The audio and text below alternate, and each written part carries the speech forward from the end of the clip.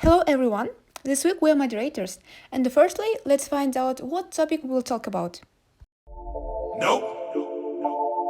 Yep. Nope. Yep. Nope. Yep. Nope. Yep. As you understand, our lesson is dedicated to production and growth. And now, Baurjan will tell us about productivity. Productivity. A country's standard of living depends on its ability to produce goods and services. This ability depends on productivity, the average quantity of goods and services produced per unit of labor input. U equals quantity of output produced. L equals quantity of labor, so productivity equals Y defined L.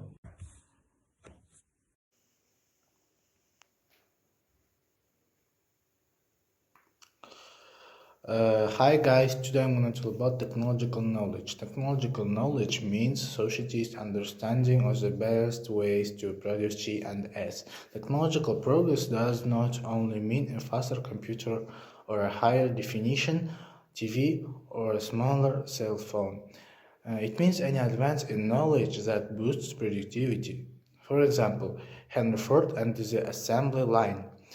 Technological knowledge versus human capital. Technological knowledge refers to society's understanding of how to produce G and S. Our human capital results from the effort people expend to acquire this knowledge. Basically, both are important for productivity. Hi, now I will say about the production function. The production function is a graph or equation showing the relation between output and input. And the production function has a property constantly tuned to scale. Changing all inputs by the same percentage causes output to change by that percentage. If we multiply each input by 1 divided L, then output is multiplied by 1 divided L. This equation shows that productivity depends on human capital per worker, physical capital per worker, and natural resources. And about saving investment, we can boost productivity by increasing K, which requires investment, and reducing consumption, equally increasing saving. This extra saving funds of the production of investment goods. So, now I'm going to discuss about diminishing returns and the catch-up effect. So, what does it mean in the economics? Diminishing returns is a decrease in the marginal output of production, while other factors of production stay constant.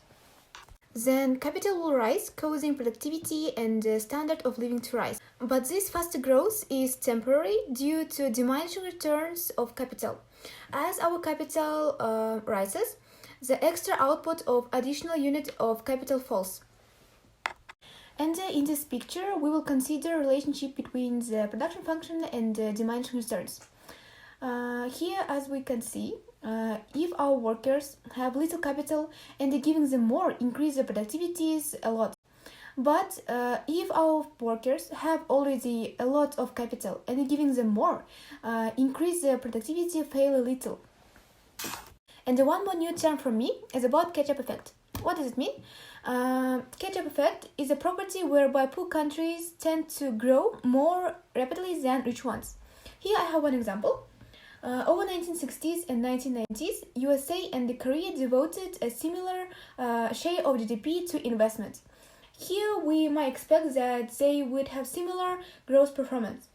But growth was 6% in Korea and only 2% in the USA. This one is explanation of the catch-up effect. In 1960s, capital was smaller in Korea than in the USA. Hence, Korea grows faster. Government can increase productivity by promoting education, investment in human capital. Education has significant effects. In the USA, each year of schooling raises a worker's wage by 10%, but investing in human capital also involves a trade-off between present and future. Spending a year in school requires sacrificing a year's wages now to have higher wages later. Healthcare expenditure is a type of investment in human capital. Healthier workers are more productive. In countries with significant malnourishment, rising workers' caloric intake rises productivity. Over 1965 to 95, caloric consumption rose 44% in South Korea, and economic growth was spectacular. Nobel winner Robert Vogel, 30% of Great Britain's growth from 1790 to 1980 was due to improved nutrition. Now I will say about population growth. Population growth has three types, and the first type is stretching natural resources. Stretching natural resources 200 years ago, the Maltese argued that pop growth would strain society's ability to provide for itself, and then the world population has increased sixfold, and Maltese was right. Living standards would have fallen. And the second type is diluting the capital stock.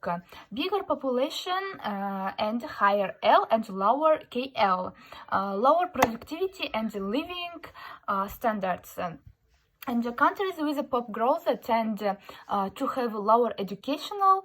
Many countries use the policy to control population growth. And the third type is promoting technological progress. And more people, more scientists, investors, engineers, more frequent discoveries, faster technological progress and economical growth. And growth rates increased, and more populated regions grow faster than less populated ones. We hope that it was informative for you. Thanks for your participation and attention.